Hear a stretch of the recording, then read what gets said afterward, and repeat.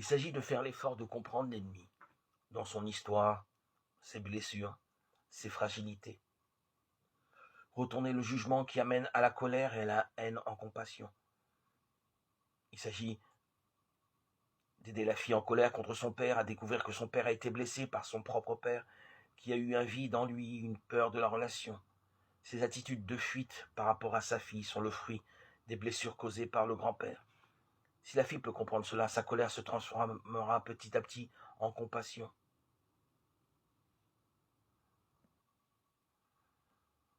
Le processus de transformation de l'ennemi en quelqu'un qu'on respecte et accepte est un processus qui demande du temps, des efforts et une discipline. La paix ne vient pas du haut du ciel, elle vient certes de cette force cachée de Dieu, mais elle vient aussi par les 1000 efforts qu'on fait chaque jour.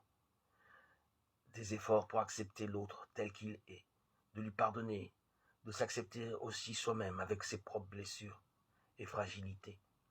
Découvrir que l'ennemi est en soi, découvrir aussi comment gérer positivement ses propres blessures, peurs et angoisses.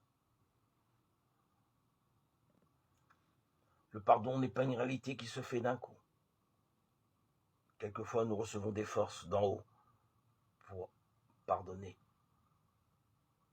Pardonner humainement, selon la chair, est pratiquement impossible.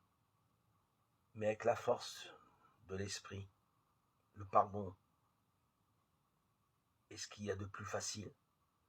Mais il nous demande aussi une préparation psychologique, un effort de notre part, une compréhension des situations pour pouvoir